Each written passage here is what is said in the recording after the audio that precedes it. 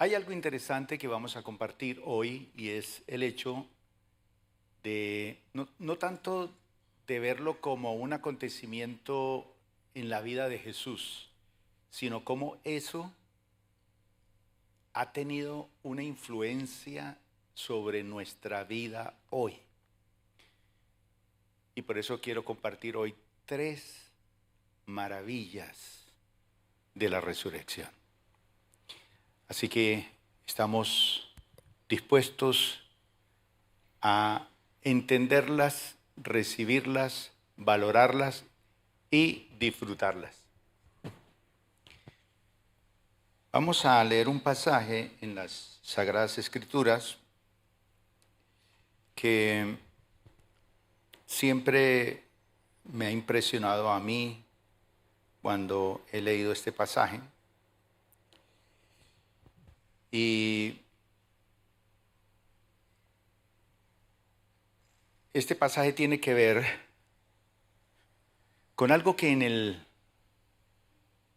la vida del ser humano siempre ha sido muy cautivante. Lo pone a pensar a uno, lo pone a reflexionar, y en algún momento de la vida uno piensa en ello, y es acerca de la muerte. Y cuando uno piensa en la muerte, siempre a lo largo de la historia los seres humanos han pensado en ella. Y muchas veces cuando se piensa en ella uno dice, ¿y cómo va a ser la mía? Porque uno ha visto la de otros, pero ¿cómo va a ser la nuestra? ¿Qué va a pasar? ¿Qué es lo que va a suceder? Pues bien, ¿quién de ustedes alguna vez ha pensado en eso? Levante la mano. ¡Ey, sí, todos! Pues bien, mis amados hermanos, la resurrección de Jesús y la resurrección del cuerpo es un tema fundamental para la fe cristiana. El apóstol Pablo, en sus escritos, Pedro y los demás apóstoles hablaron de este acontecimiento, y para ellos, como para nosotros, la resurrección es un tema fundamental. Tan así que el apóstol Pablo dice que si Jesús no resucitó y si no hay resurrección, nosotros somos las personas más dignas de consideración y de lástima de todos los seres humanos. Es decir, que sin la resurrección de Jesús, la fe cristiana sería sencillamente como un código de conducta moral. Así de sencillo. O sería una de tantas filosofías y religiones del mundo. Muchas tienen algún enfoque en este aspecto. Casi todas las religiones, casi todas, enseñan algo acerca de la inmortalidad del alma.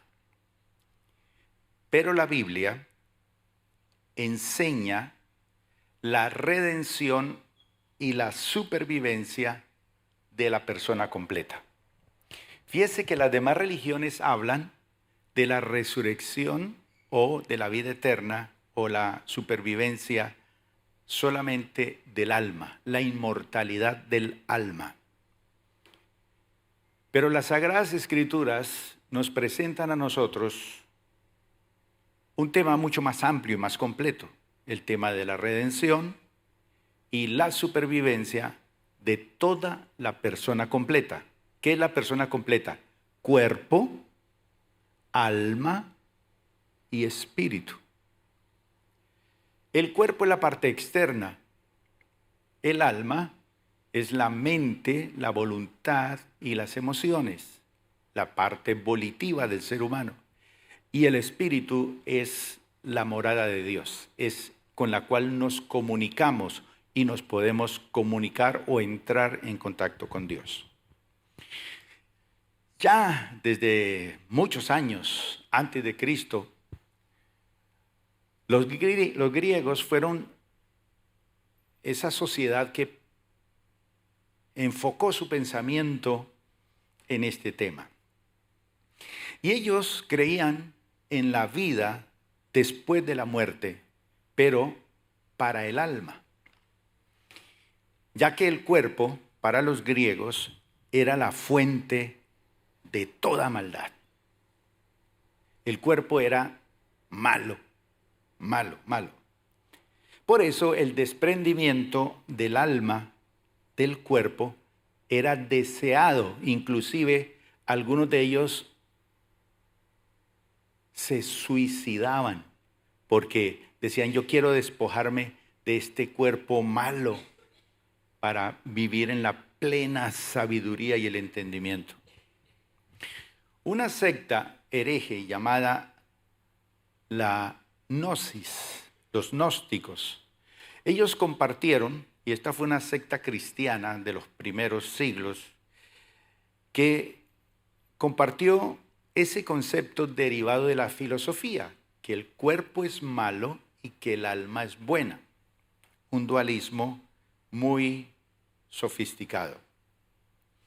Pero lo que la Biblia nos enseña es que el cuerpo físico no es la fuente del mal. Es decir, el cuerpo no es la fuente del mal. El cuerpo no es malo. Lo que Pablo nos enseña para hablar de el cuerpo, él utiliza el término carne.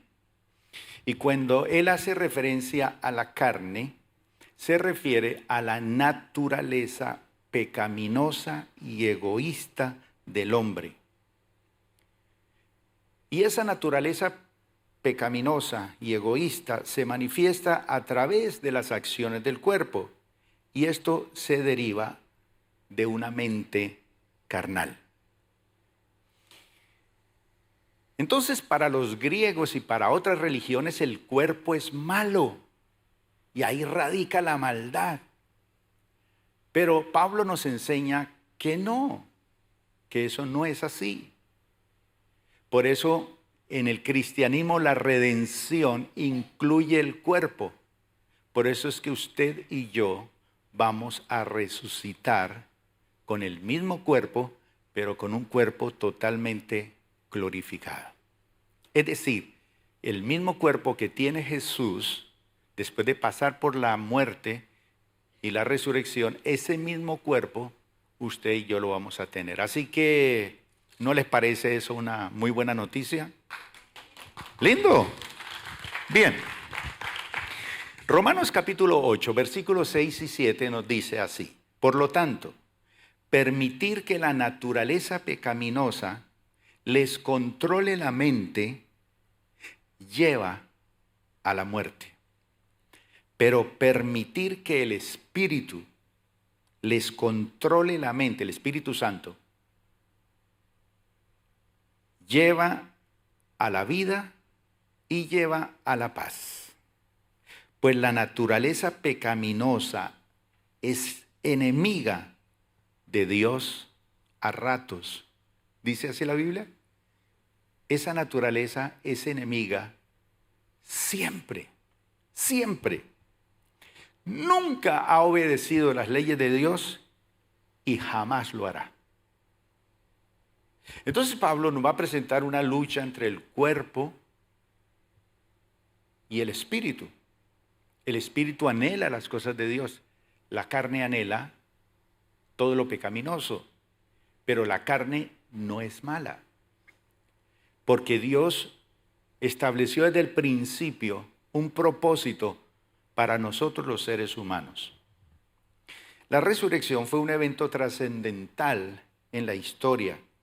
Y para cada uno de nosotros, los que creemos en el Señor Jesús, tiene una gran implicación. Es mucho más que un evento histórico. Y en estos días que pensaba en compartir este tema de la resurrección, el Señor me llevó a analizarlo un poquito más profundamente este hecho y me causó gran admiración todos estos pasajes de la Escritura que nos aclaran la gran implicación que tiene esto para nosotros. No es el hecho de que Él resucitó y que tuvo un cuerpo y que está a la diestra del Padre, sino ¿qué pasó con nosotros? ¿Cómo esto nos afecta a nosotros? Es mucho más que un evento histórico. La resurrección de Jesús se relaciona con nuestra experiencia personal como cristianos hoy en día. Oiga bien eso. Eso se relaciona, eso tiene que ver con nuestra experiencia cristiana personal. Y resulta que uno muchas veces puede ser miembro de una iglesia, asistir a una iglesia, profesar una fe, pero a veces nuestra experiencia personal como cristianos contradice los efectos de todo lo que el Señor ha conquistado para nosotros. Y vivimos como derrotados, como pordioseros, vivimos como frustrados. Y eso no es lo que la palabra del Señor nos enseña. Y esto se debe, mis hermanos, a que ocurrieron 3 cosas maravillosas en la resurrección de Jesús, las cuales causaron efectos directos en nuestra vida. Es decir, los podemos experimentar hoy y siempre cuando una persona acude al Señor Jesús. Número 1, en la resurrección, cuando Jesús resucitó, Él vino a ser el Hijo primogénito de Dios. Y usted dice, bueno, nosotros sabemos que Cristo es el Hijo unigénito de Dios, pero estoy mencionando el primogénito. Primogénito quiere decir el primero de otros. ¿Y esos otros quiénes son? Levanten la mano. ¡Wow! Eso es interesante. Mire lo que nos dice Juan capítulo 3, versículo 16. Pues Dios amó tanto, tanto, tanto al mundo que dio a su único Hijo. Eso es el unigénito. No hay más. Para que todo aquel que en Él crea o crea en Él, no se pierda, sino que tenga ¿qué? Vida eterna. Vida eterna. Mi hermano querido, esta vida que vamos a vivir de 40, 50 o 100 años, o algunos de ustedes como Matusalén van a vivir 969 años, continúa. Su vida continúa. En un destino con Dios eterno o en una perdición completa. Pero esto no acaba aquí.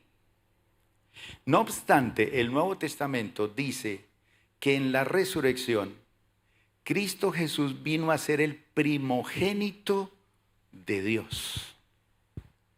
Esto es extraordinario. ¿Qué quiere decir esto? Romanos capítulo 8, versículo 29. Mire lo que Pablo nos dice aquí. Pues Dios conoció a los suyos de antemano. A los suyos. Él nos conoció de antemano. Es decir, todo el que acepta a Jesús como Señor y Salvador recibe potencialmente todos los beneficios de la resurrección y ellos son conocidos de antemano, que los que aceptan al Señor, dice, son elegidos. Los que reciben al Señor son elegidos para que llegaran a ser como ¿quién? Como su Hijo. Dentro de la visión nuestra como Iglesia Plenitud, cuando nosotros decidimos constituir nuestra iglesia, dijimos nosotros queremos ser una iglesia según el diseño de Dios. Y el diseño de Dios es ser adoradores. Pero después de ser y estar creada, dijimos, ¿qué queremos crear? ¿Qué monstruo queremos crear? ¿O qué queremos de la gente que se una a la Iglesia Plenitud? Entonces dijimos, creada la Iglesia Plenitud para ser como Jesús. Y una de las características que Jesús tiene es santidad. Eso lo caracteriza a él, santidad. Y así, aunque vivamos en medio de un mundo complicado, donde los cristianos muchas veces viven una doble vida, nuestro deseo es que la iglesia Plenitud y las personas que sean parte de nuestra iglesia sepan que queremos que disfruten de la santidad del Señor. Santidad en su vida física y espiritual, santidad completa.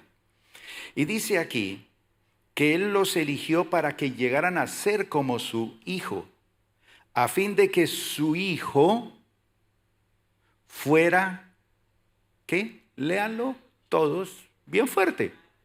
Fuera el Hijo mayor. ¿Cuánto le dan un aplauso al mayor de nuestros hermanos? Fuera el hijo mayor entre muchos hermanos. Ahora, ¿cómo es posible ambos aspectos de la persona de Jesús? Unigénito, primogénito. Bueno, esto fue muy discutido al comienzo de los siglos de la era cristiana.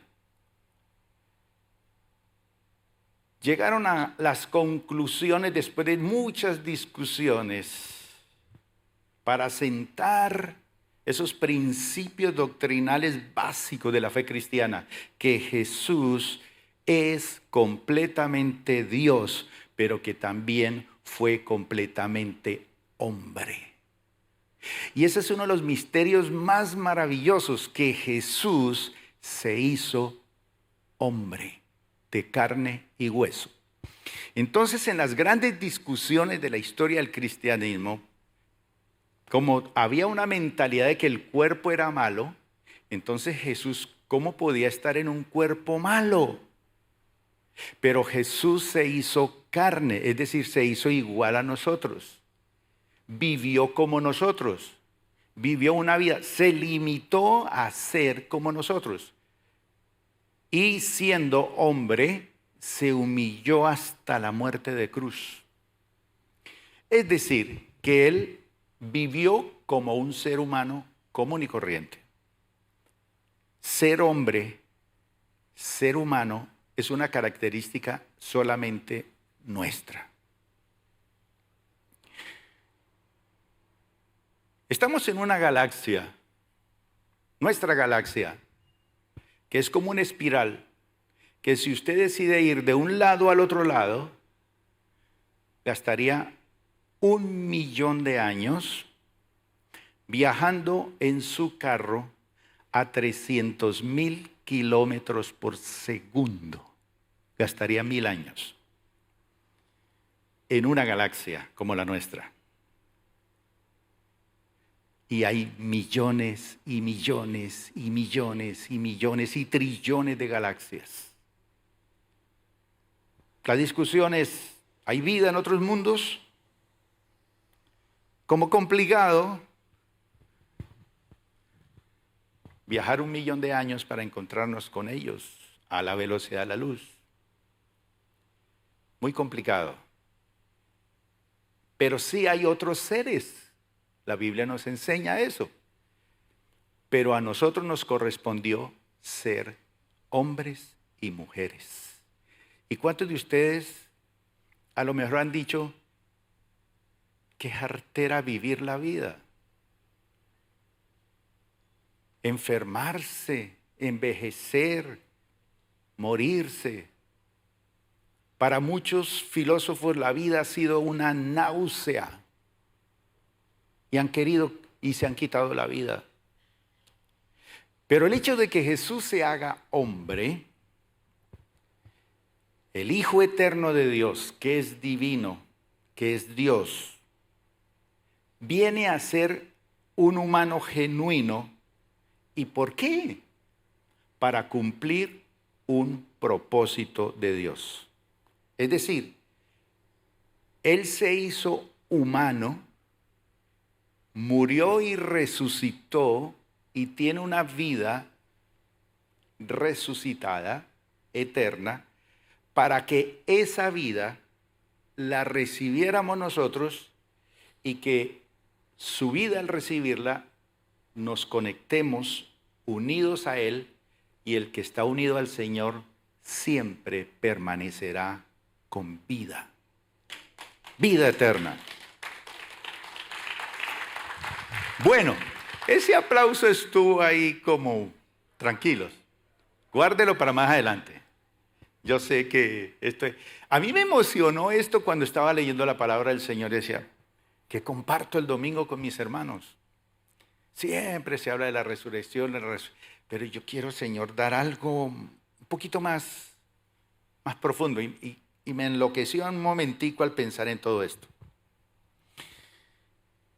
Al Jesús compartir su vida,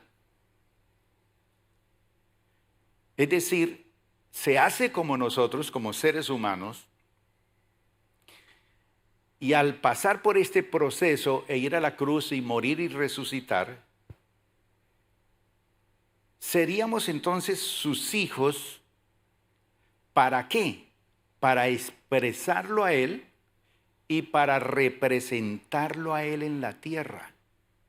Recuerdan que una vez Tomás le dijo a Jesús, muéstranos al Padre y nos basta. ¿Recuerdan? Y Jesús le dice a este hombre, a Tomás, le dice, ¿me has visto a mí?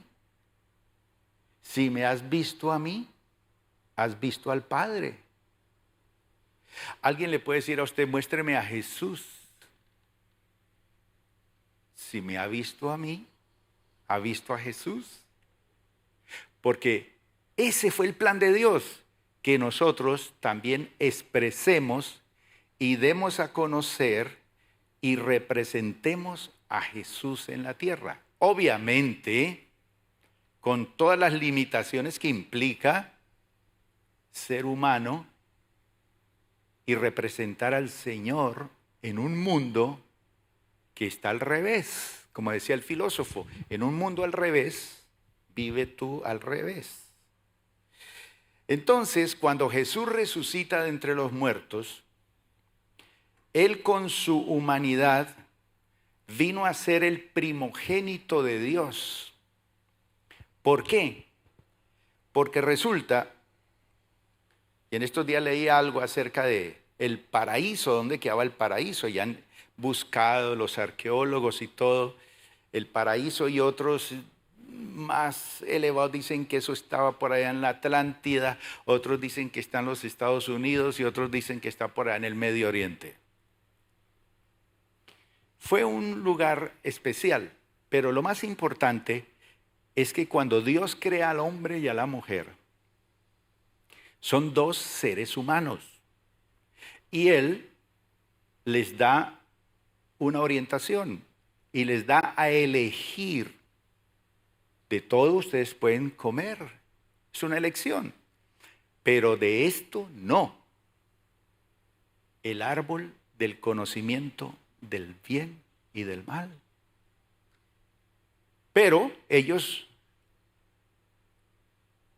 lo comieron y eso afectó su ser, y a partir de allí vino la muerte. Y esa naturaleza que dice Pablo, tenemos una mente carnal, es decir, vendida solamente a ser enemigo del plan y del propósito de Dios. Es decir, el pecado nos bloqueó, nos entorpeció, nos enredó y allí nos dejó en un estado como que no había ninguna salida. El propósito de Dios es, no, yo desde que los creé al ser humano para que viva para siempre. El árbol de la vida era otro árbol que había allí. Por eso los tuvo que expulsar del paraíso para que no comieran de ese árbol y vivieran para siempre en ese estado de pecaminosidad y de mente carnal. No, ese no es el propósito. Entonces, dice la palabra del Señor, en Hechos capítulo 13, versículo 29, que es parte ya de la predicación de la palabra de Dios de los hombres de Dios de ese tiempo, hombres y mujeres de Dios de su tiempo. Dice así: una vez que llevaron a cabo todo lo que las profecías decían acerca de él, ya se cumplió todo.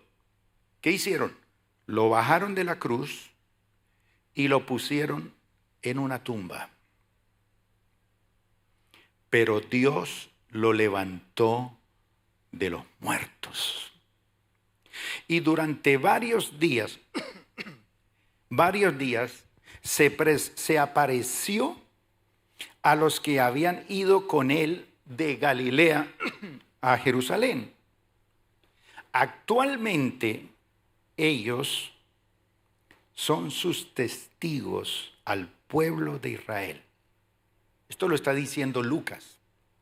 Y ahora nosotros estamos aquí para traerles, ¿qué? La buena noticia. Es buena. ¿A cuántos nos gustan las buenas noticias?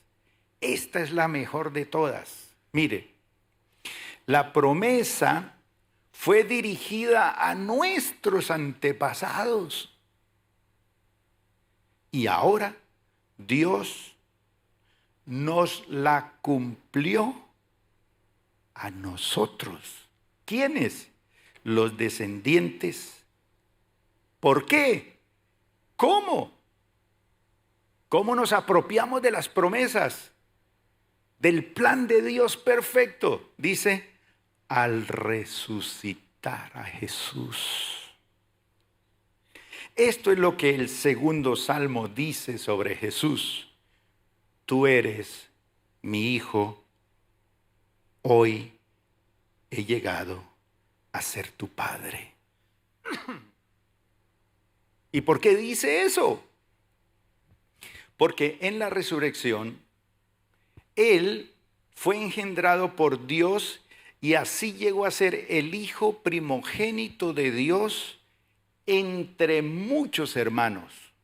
Es decir, lo que el diablo en el principio quiso eliminar, la familia y el propósito de Dios a través de la resurrección de Jesús, Jesús conquistó para nosotros esa relación inicial del paraíso en relación con Dios. Démosle un aplauso al Señor por eso.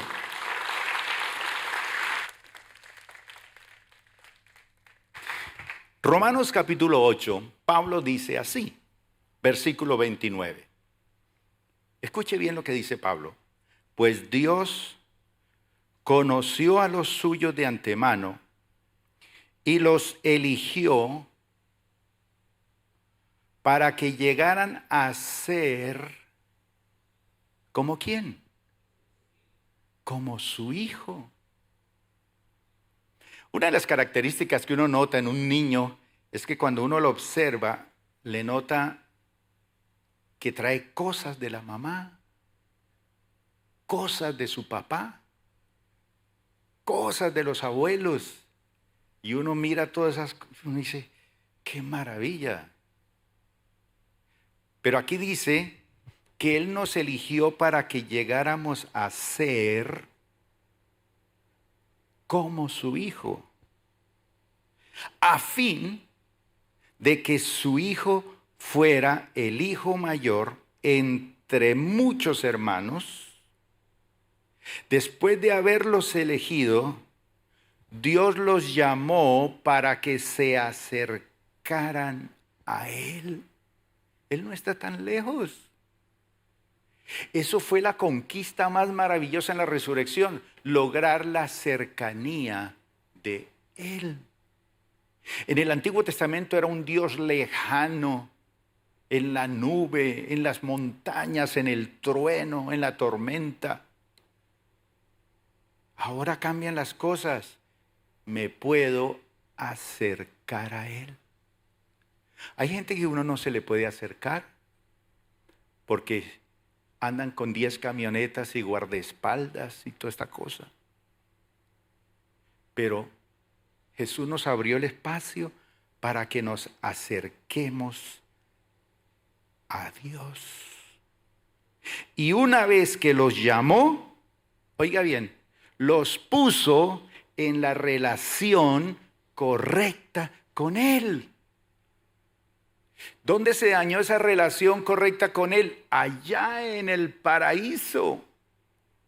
Ahora a través de Jesús, Él nos coloca en la relación correcta con Él. Él lo hizo. Ahora sí aplauda, porque eso sí vale la pena, oiga.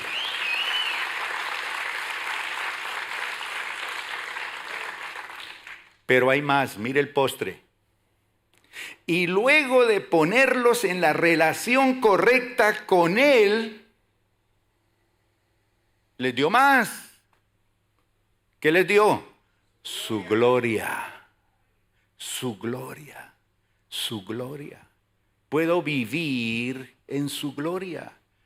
Moisés subió allá y se encontró con la gloria y bajó y tuvo que ponerse un velo porque su rostro quedó brillante por más de 40 días. Y tuvieron que decirle a Moisés, póngase un velo para poder hablar cara a cara.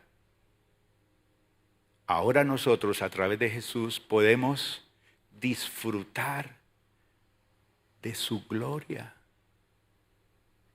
El mundo trae aflicción. Este cuerpo a veces se enferma. Jesús hizo algo extraordinario. Juan capítulo 1, versículo 18. Dice Juan, nadie ha visto jamás a Dios. Nadie. Nadie. Pero el único que es Dios está íntimamente ligado al Padre. Él nos ha revelado a Dios. ¿La tenemos clara?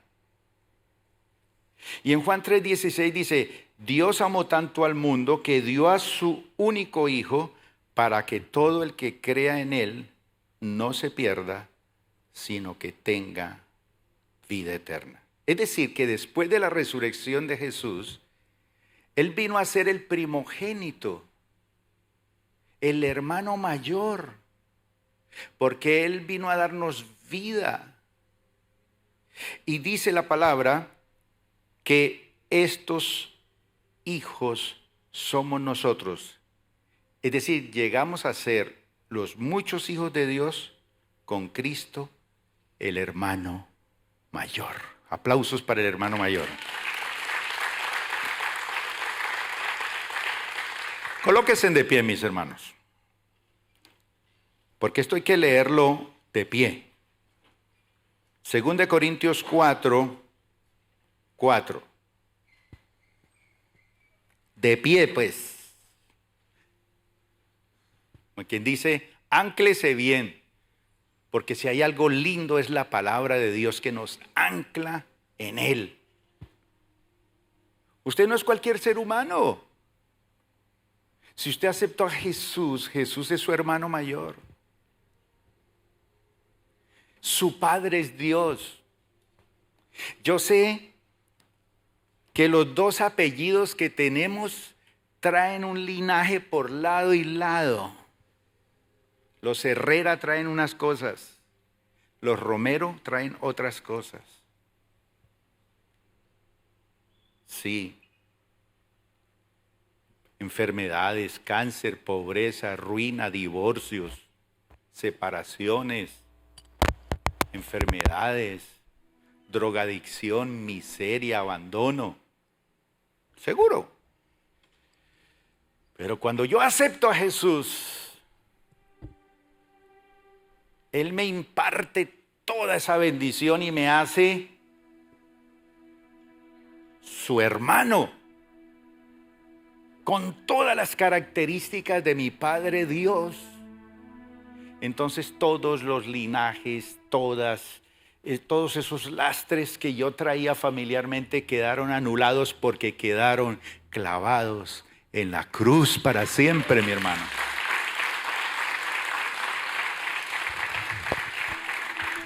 Y esa es la buena noticia. dice aquí, la buena noticia de la que mencionamos ahora nos habla de la grandeza de Cristo Jesús. Y Cristo a su vez nos muestra la grandeza de Dios. Este mensaje brilla como la luz. Pero los que no creen no pueden verla, porque Satanás no los deja. No los deja. Y nosotros no nos anunciamos a nosotros mismos. Al contrario, anunciamos que Jesucristo es nuestro Señor. Eso lo anunciamos. Y sigue diciendo, y que nosotros somos sus servidores de ustedes, porque somos seguidores de Jesucristo. El que sirve, el que sigue a Jesús, sirve. El que sigue a Jesús tiene espíritu de servicio.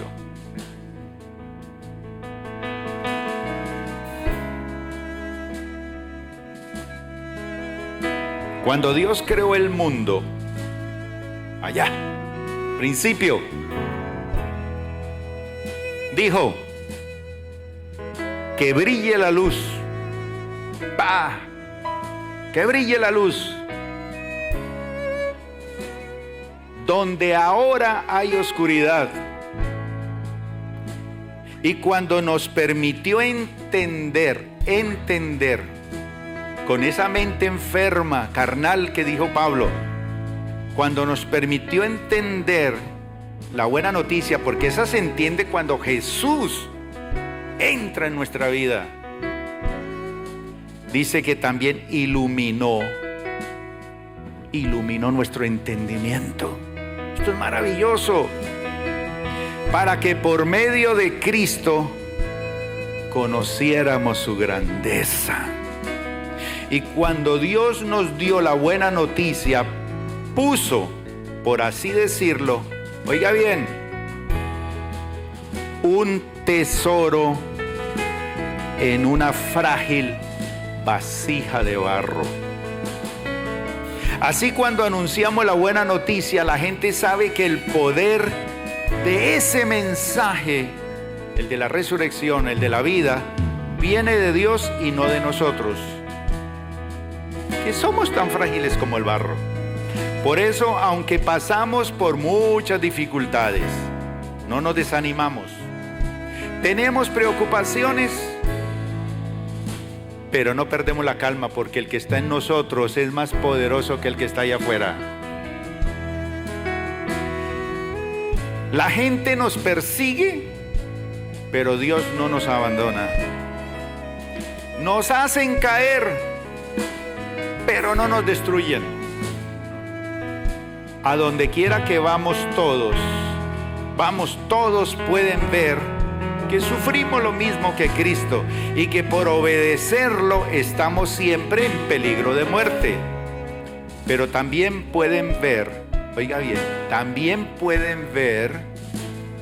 mire, Jesús mostró la gloria del Padre, nosotros mostramos la gloria del Hijo. Nosotros mostramos la gloria de Dios, porque dice, pero también pueden ver por medio de nosotros que Jesús tiene poder para dar vida. ¿A quiénes? A los muertos. Te adoramos, Señor. Te exaltamos, Jesús. ¡Qué bendición! Lo tenemos. Nada nos falta. Estamos completos en ti. Adoremos al Rey, todo fuerte.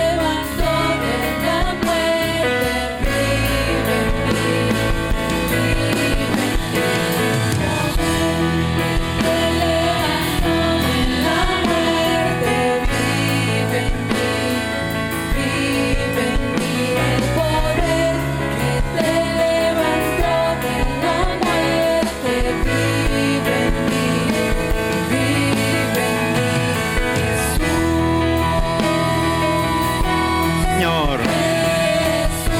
Sí, Jesús. Amén.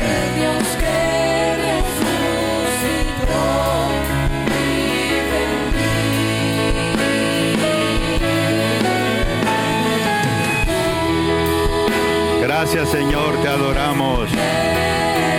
Te adoramos.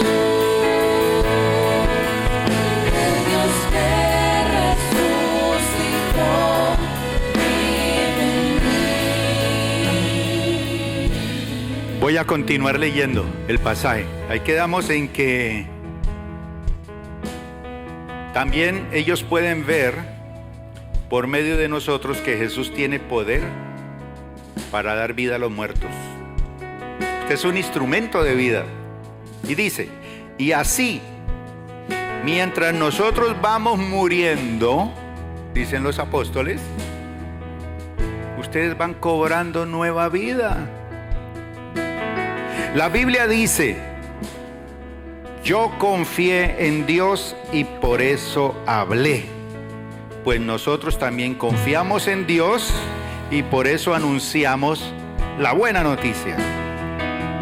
Porque sabemos que cuando muramos, mañana, pasado mañana, en 100 años o en 900 años, Dios nos dará vida así como lo hizo con Jesús y que después nos llevará con Él. Todo esto es por el bien de ustedes, porque mientras más sean los que reciban el amor y la bondad de Dios, muchos más serán los que le den gracias y reconozcan su grandeza. Por eso no nos desanimamos. Aunque nuestro cuerpo se va desgastando, nuestro espíritu va cobrando más fuerza. Las dificultades que tenemos son pequeñas y no van a durar siempre, pero gracias a ellas Dios nos llenará de la gloria que dura para siempre. Una gloria grande y maravillosa, porque nosotros no nos preocupamos por lo que nos pasa en esta vida, que pronto acabará. Al contrario, nos preocupamos por lo que nos pasará en la vida que tendremos en el cielo. Ahora no sabemos cómo será esa vida. Lo que sí sabemos es que será eterna. Un aplauso para el Rey. Adoremos al Rey.